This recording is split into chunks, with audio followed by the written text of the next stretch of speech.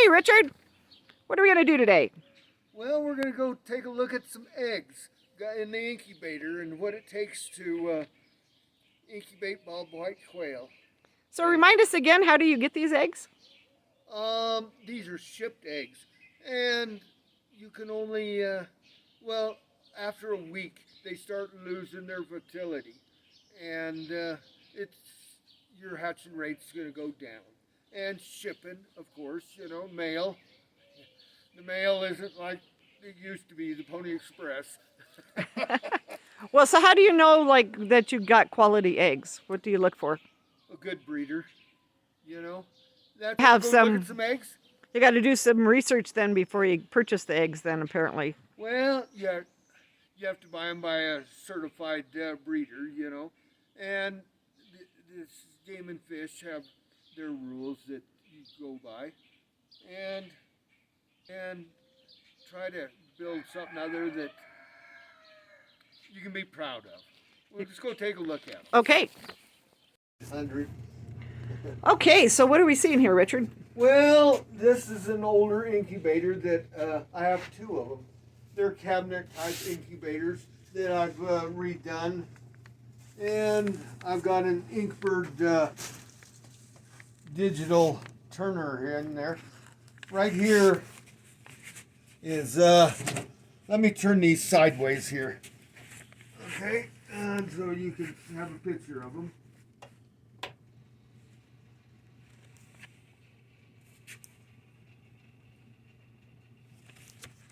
These are older incubators, cabinet style incubators. They're all about the same, but the quantity of eggs that you can hatch in here and the control of it.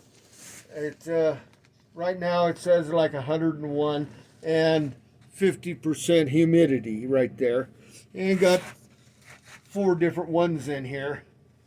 So what's the importance of the humidity? To soften the shell is part of it, in the lockdown part of it. But right now, I'd maybe shine a light in there, but you can see 550 eggs in there, Bobwhite quail eggs in there. You want to go ahead and keep everything sealed up tight. Your humidity isn't so really important the first 17 days or so.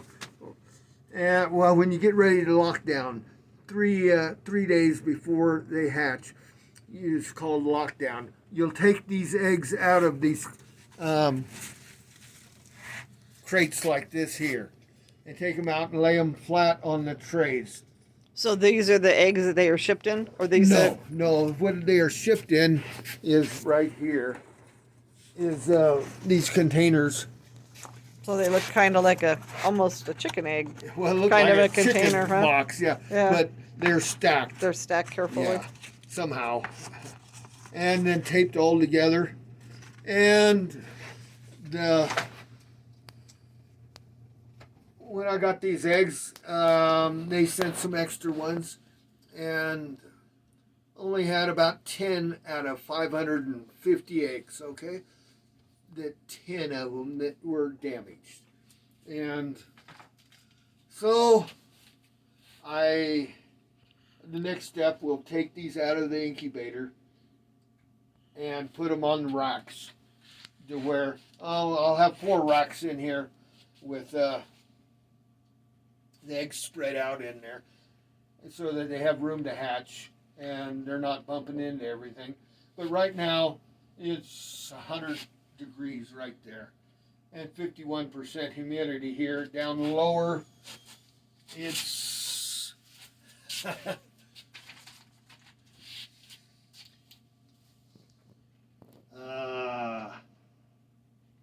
just about the same. That's about 100 there. Over here we have 2 more digital ones. They're 100, 99.9, and 100. And 44% humidity. So, now, can you get a shot of these eggs here, back in there? Yeah, they had some.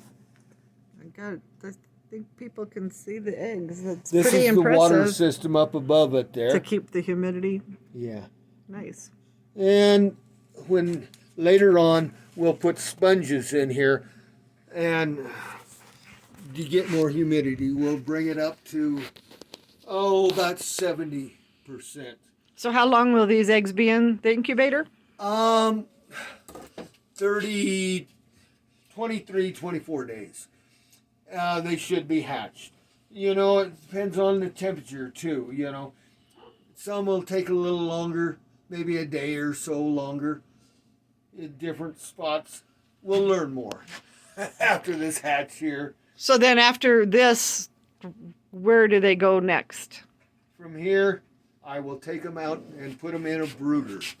Can we see the brooder? Yeah, I've built these here, and they're you want to keep them when they're hatched. They're 100 degrees here, and when they're hatched, you want to keep it at a high 90 when you keep them warm.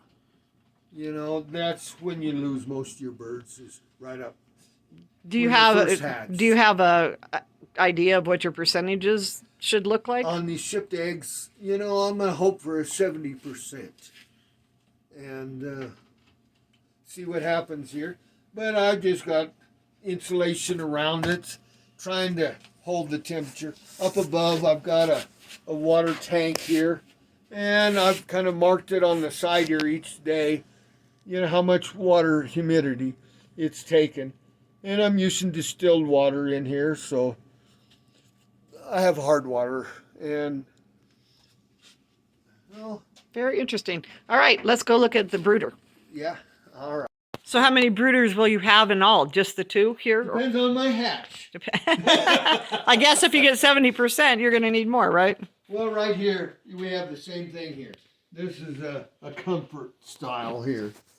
It's a heating pad, and it just gets warm underneath there. And they crawl, you can adjust it. They crawl underneath there. It's like laying underneath a mama hen. You know, if they get too warm, they can come over here or over there. And I've got drip waterers in there, but right now I'm just gonna use these small chick waterers and feeders. I'll probably end up dumping food on the ground here. And So is that the same system down below? yeah. So how many birds will be in one of these at a time? What's the max that you put in these brooders? That there will do 50 baby chicken eggs, okay? 50 baby chickens. And they're about 3 times as big as a baby quail, bobwhite quail. So I'm hoping that, you know, in between these 3 right here, that I can take care of my whole hatch. So, you know, 350, put 100 in each one, each layer here, until they get feathered out. And, you know, you can monitor, you can find anything that isn't doing good or been run over or maybe piled on, and separate them a little bit. I've got some other brooders too that I'll have a sick pin, you know, until they get nurtured back up. And so just trying to give them a place to. So how did you figure?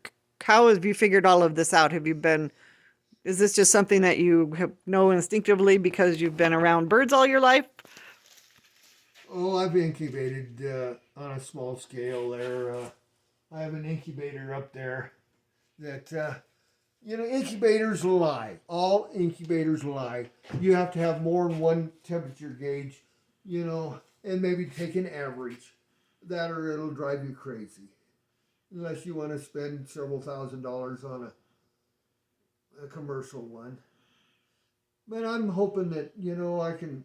So you've built all of these yourself? Oh, yeah. Different material. So repurpose and reuse, eh? This was from something other else, these doors and everything. And that's plexiglass. And just trying to build it slowly. Over at this end of it, this will be their feed back here. You know, I've got their feed trays back here. that they can reach through here, and I'll be able to put the feed in here and locked in tight. Nice. So Okay, so while we wait for the eggs to incubate, we're going to be, what do you got for us next week? well, habitat. After they move from here, I have one pen set up that I'm going to have to mow because of the habitat. Is doing real well. Is doing well. So Let's go take a look Okay. outside. okay, well, how about we'll do that next week, and we'll Sure. say goodbye to everybody, and we'll see Hopefully you we have in the a good next hatch. one. You have a good hatch. Good. All right. Talk to you next week.